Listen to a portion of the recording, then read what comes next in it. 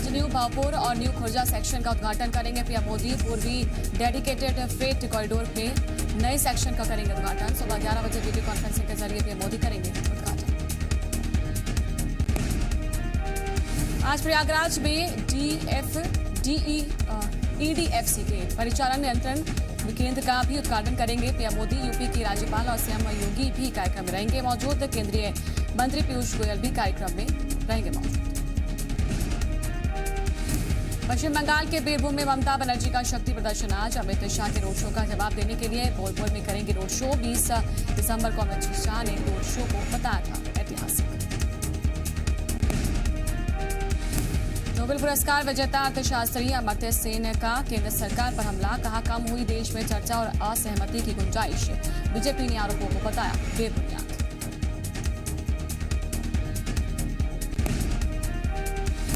किसानों और सरकार के बीच में कल 30 दिसंबर को होगी अगले दौर की बातचीत। किसान संगठनों ने माना सरकार का बातचीत का प्रस्ताव। कृषि मंत्री ने कहा सुनियोजित तरीके से किसानों में फैलाया गया झूठ। कर्नाटक विधान परिषद के डिप्टी स्पीकर एसएल धर्मगौड़ा ने की खुदकुशी।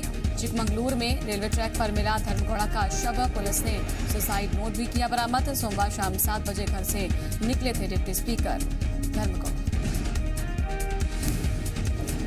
छत्तीसगढ़ विधानसभा का शीतकालीन सत्र खत्म हो गया। 21 दिसंबर से शुरू हुआ शीतकालीन सत्र 30 दिसंबर तक चलना था, लेकिन 2 दिन पहले ही सरकारी काम पूरा हो गया, जिसके बाद विधानसभा को अनिश्चितकाल के लिए स्थगित कर दिया गया। अब फरवरी के आखिरी हफ्ते में बजट सत्र बुलाए जाने की संभावना है। छत्तीसगढ़ विधानसभा में विद्यामितानों का मुद्दा गूंजा। विद्यामितानों के नियमितीकरण, वेतन संबंधी समस्या, नियमित शिक्षकों की भर्ती में देरी के मुद्दे पर विपक्ष ने सरकार को घेरा। विपक्ष के सवालों का जवाब स्कूल शिक्षा मंत्री प्रेमसाय सिंह टेकाम ने जवाब दिया। उन्होंने कहा कि प्रदेश में कोई विद्यामिता नहीं है। अतिथि शिक्षक हैं जिनकी नियुक्ति शासन ने नहीं बल्कि शाला प्रबंधन ने की। छत्तीसगढ़ विधानसभा में बीजेपी विधायक शिवरतन शर्मा ने 14,580 शिक्षकों की भर्ती में देरी का मुद्दा उठाया, जिस पर स्कूल शिक्षा मंत्री प्रेमसाय सिंह टेकाम ने कहा कि कोरोना के कारण नियुक्ति की प्रक्रिया धीमी हुई। सत्यापन की प्रक्रिया के बाद नियुक्ति होगी। मंत्री के जवाब से असंतुष्ट बीजेपी विधायकों ने सदन से वॉकआउट किया। अपनी मांगों को लेकर रायपुर में विद्यामितानों का धरना जारी है। ये लोग राजधानी के बूढ़ा तालाब पर धरना दे रहे हैं। दरअसल ये लोग 2 महीने से ज्यादा वक्त से नियमितीकरण की मांग कर रहे हैं। कल ये लोग विधानसभा का घेराव करने निकले। हालांकि पुलिस ने इन लोगों को धरना स्थल पर ही रोक लिया और ये लोग वहीं धरने पर बैठे।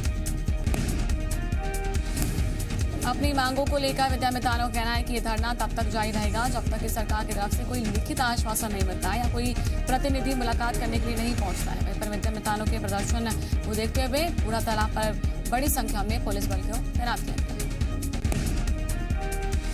छत्तीसगढ़ में विद्यामितानों के विरोध और नियमितीकरण की मांग पर सीएम भूपेश बघेल ने कहा कि उनकी ये मांग पूरी तरह से गलत है। जहां रिक्त पद हैं वहां उन्हें बढ़ाने की जिम्मेदारी दी गई थी। स्कूल बंद है, वो सरकारी कर्मचारी नहीं है, भुगतान कैसे किया जा सकता है। छत्तीसगढ़ विधानसभा के शीत सत्र में सदन में धान खरीदी, चावल उठा का मुद्दा भी उठा। कृषि उपज मंडी संशोधन विधेयक पर चर्चा के दौरान बीजेपी विधायक सौरभ सिंह ने सदन में धान खरीदी का मुद्दा उठाया। वहीं पर नेता प्रतिपक्ष ने भी सीएम पर तंज कसते हुए कहा कि आप लोग चिट्ठी लिखने के अलावा करते क्या। धर्मलाल कौशिक ने आरोप लगाया कि सरकार जानबूझकर सोसाइटी को जाम दिखाना चाहती है। वहीं पर नेता प्रतिपक्ष के आरोपों का जवाब देते हुए सीएम बघेल ने कहा कि हम 40 लाख मीट्रिक टन धान की खरीदी कर चुके हैं, लेकिन अभी तक उठाव की अनुमति नहीं। छत्तीसगढ़ में आमदाई खदान बंद करने की मांग को लेकर आंदोलन जारी। नारायणपुर कूच कर रहे ग्रामीणों को प्रशासन ने फरस गांव के पास रोका। प्रशासन के ग्रामीणों से आंदोलन खत्म करने के लिए। छत्तीसगढ़ में धान खरीदी जारी है। प्रदेश में अब तक 2,79,000 मीट्रिक धान की खरीदी कर ली गई है। अब तक 11,19,000 किसानों ने समर्थन मूल्य पर धान बेचा है। वहीं पर मिलरों ने अब तक 9,95,196 मीट्रिक टन धान का उठाव कर लिया। बलौदा बाजार के भाटापारा स्थित मोपका उपार्जन केंद्र में किसान बारदाने की समस्या से परेशान नजर आए। बारदाने की कमी से पिछले 7 दिनों से धान खरीदी प्रभावित है। वहीं बस 4 गांव के हजारों किसान अपनी धान बेचने के लिए आते हैं, लेकिन धान खरीदी बंद होने से किसानों में आक्रोश है और अब मौके पर ही धरने पर बैठ गए। छत्तीसगढ़ विधानसभा में नगरनार इस्पात संयंत्र खरीदने का प्रस्ताव पास हो गया है। नगरनार इस्पात संयंत्र के निजीकरण के खिलाफ सरकार शासकीय संकल्प लेकर आई, जिसमें कहा गया कि विनिवेश के हालात में सरकार इसे खरीद लेगी।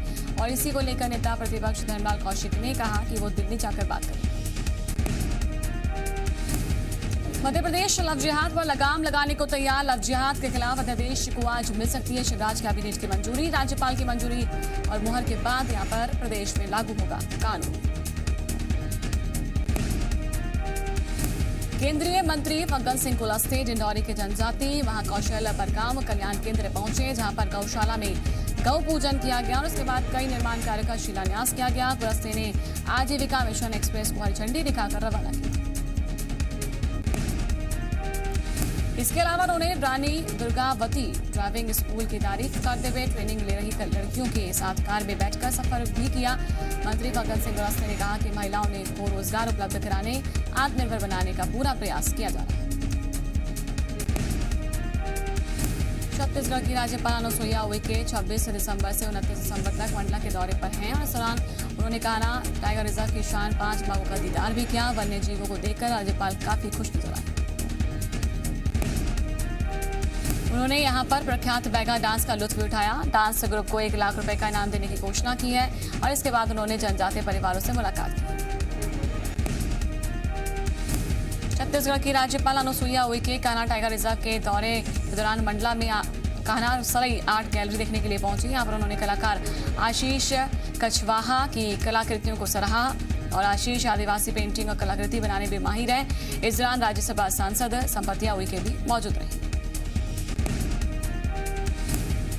मध्य प्रदेश के मुख्यमंत्री शिवराज सिंह चौहान ने विधानसभा में कांग्रेस के मौन प्रदर्शन पर तंज कसा है। मुख्यमंत्री शिवराज सिंह चौहान ने विधानसभा परिसर में कांग्रेस विधायकों का मौन प्रदर्शन करते हुए वीडियो ट्वीट किया। सीएम ने लिखा कि ये व्हाट्सएप भी कमाल का खिलौना है। कंगरेल डैम विस्थापित समिति के भूमिहीन सदस्यों को अब जमीन मिलेगी। छत्तीसगढ़ हाईकोर्ट ने सरकार को बांध समिति के भूमिहीन सदस्यों को जमीन मुहैया कराने का आदेश दिया है। हाईकोर्ट ने सरकार को प्रक्रिया पूरी करने के लिए 3 महीने का वक्त दिया है। छत्तीसगढ़ हाईकोर्ट के इस फैसले का बांध समिति के करीब 900 भूमिहीन सदस्यों को फायदा मिलेगा। वहीं पर साल 1972 में गंगरेल बांध के लिए जमीन का अधिग्रहण किया गया था। ग्वालियर जिला अस्पताल परिसर में खून बेचने वाला रैकेट पूरी तरह से खत्म नहीं हुआ है। जिले में खून बेचने वाले दलाल अभी भी सक्रिय हैं। ब्लड बैंक में कर्मचारियों ने खून का सौदा करने आए 2 और दलालों को पकड़कर पुलिस के हवाले किया है। ब्लड बैंक के कर्मचारियों के मुताबिक दलाल 1500 रुपए में खून बेचने के लिए आए थे। जानकारी के मुताबिक आरोपी खुद को अटेंडेंट का भतीजा बताकर ब्लड बेच रहे थे। ब्लड बैंक के कर्मचारियों ने दलालों से अटेंडर के घर का पता पूछा तो नहीं बता सके। इसके बाद उन्हें पकड़कर पुलिस के हवाले कर दिया गया। बता दें कि 3 दिन पहले भी अस्पताल के कर्मचारी ने 3 दलालों को पकड़ा था। ग्वालियर में सड़क पर भैंस घुमाना एक शख्स को महंगा पड़ गया। निगम कमिश्नर ने भैंस मालिक पर 10,000 रुपए का जुर्माना लगा दिया, जिसकी वसूली भी कर ली गई। यहां पर डीबी सिटी तक जाने वाली सड़क पर नवीनीकरण का काम चल रहा था, जिसका निरीक्षण करने के लिए निगम कमिश्नर पहुंचे थे। मामले में निगम कमिश्नर के निरीक्षण के दौरान सड़क पर चल रही भैंसों ने गोबर कर दिया, जिसके बाद कमिश्नर ने भैंस मालिक पर जुर्माना लगाने के निर्देश दिए। इसके बाद अधिकारियों ने भैंस मालिक बेताल सिंह पर तुरंत 10,000 रुपए का जुर्माना लगाया और वसूली भी की।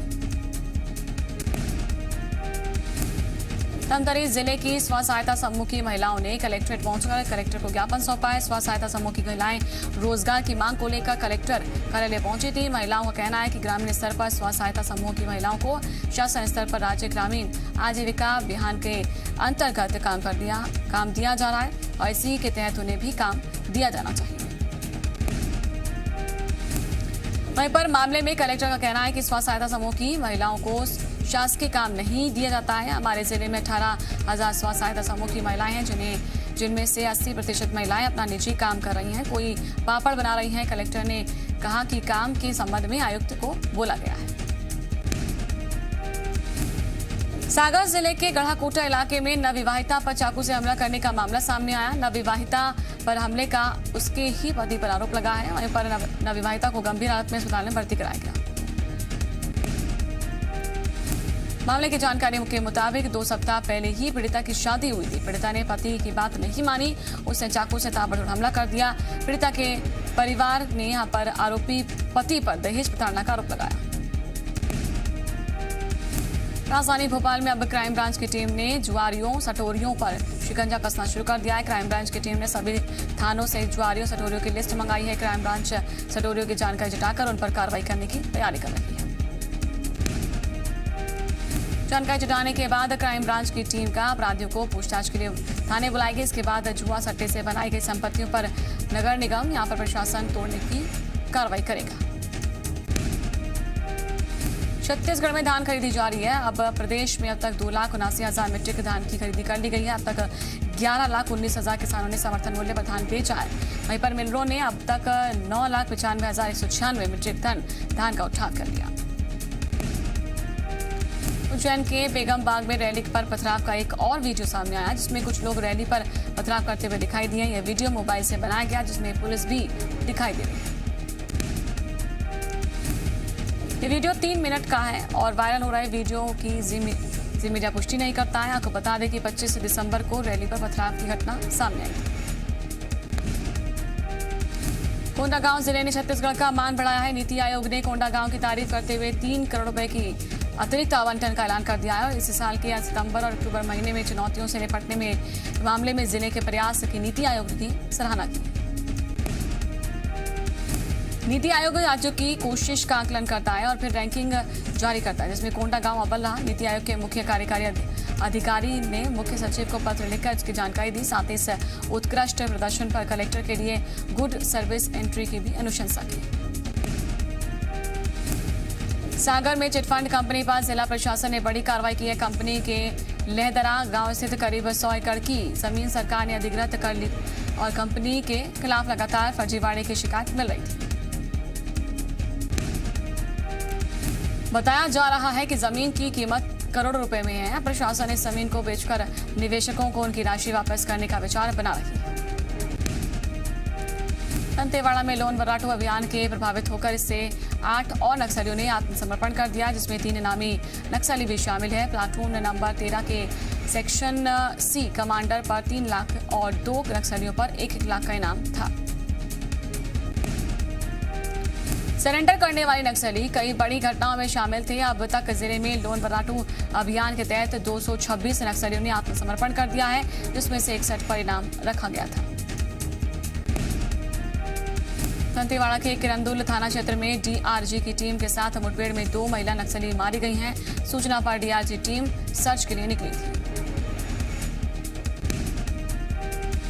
कलेपाल और पोरो काकारी के जंगल में मुठभेड़ हुई, जिसमें 5 लाख के इनामी आईटी मंडावी और 2 लाख के इनामी नक्सली विजय मंडावी मारी गई हैं। महिला नक्सलियों के पास से एक भरमार बंदूक और एक पिस्टल भी बरामद हुई है। एसपी अभिषेक पल्लव ने इसकी पुष्टि की। सिवनी के महारानी लक्ष्मीबाई हायर सेकेंडरी स्कूल में पुलिस ने छात्राओं को यहां पर आत्मरक्षा के लिए गुर सिखाए हैं। नगर निरीक्षक महादेव नागोतिया ने छात्रों को उनके दुपट्टे, बाल की क्लिप, साइकिल की चाबी, स्कूल बैग से हमला कर अपने आप को बचाने के लिए गुर सिखाए। साथ ही उन्होंने छात्राओं से किसी भी परिस्थिति में बिना डरे मुकाबला करने को कहा। कार्यक्रम में स्कूल के छात्राएं, टीचर्स और प्राचार्य मौजूद रहे। सभी ने इस कार्यक्रम की सराहना की।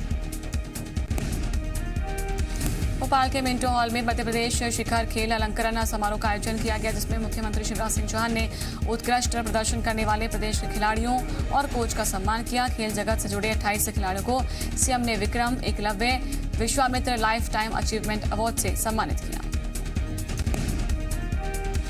मध्य प्रदेश शिखर खेल अलंकरण समारोह में इसके अलावा भोपाल के ओलंपियन हॉकी खिलाड़ी इनाम उर रहमान को लाइफ टाइम अचीवमेंट अवार्ड से सम्मानित किया गया। कार्यक्रम में सीएम के साथ ही खेल मंत्री यशोधरा राजे सिंधिया, ओलंपियन शूटर जशपाल राणा भी मौजूद रहे।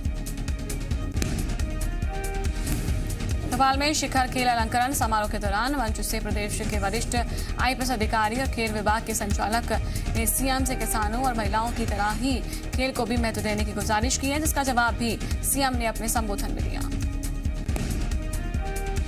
अपने संबोधन में सीएम ने कहा कि 1.5 साल का वनवास हो गया था, लेकिन अब हम वापस आ गए हैं। कोरोना की कड़की है, लेकिन इसके बाद भी कोई कमी नहीं होगी। मध्य प्रदेश सरकार ने नगरीय निकाय कर्मचारियों के लिए ड्रेस कोड लागू कर दिया है, जिसको लेकर आदेश जारी कर दिया गया। पुरुष कर्मचारियों को dress code navy blue pant और स्काई ब्लू शर्ट होगा। इसी तरह से कलर का ड्रेस कोड महिला कर्मचारियों के लिए भी होगा। वित्त मंत्रालय ने जीएसटी राजस्व भरपाई की 9वीं किस्त जारी कर दी है। 6,000 करोड़ रुपए की किस्त जारी की गई है। कर्ज की रफ्तार बढ़ाने के लिए बैंक लगाएंगे जोर, सरकार और आरबीआई चिंतित। चीन से ग्लोबल सप्लाई चेन खिसकने का भारत का होगा फायदा, फिक्की के सर्वे में खुलासा। टीसीएस का मार्केट कैप 11 लाख करोड़ रुपए के पार, अब केवल रिलायंस इंडस्ट्रीज आगे। इंस्टाग्राम के बाद फराह खान का ट्विटर अकाउंट हुआ हैक, फॉलोअर्स को चेतावनी दी कि कुछ भी क्लिक ना करें।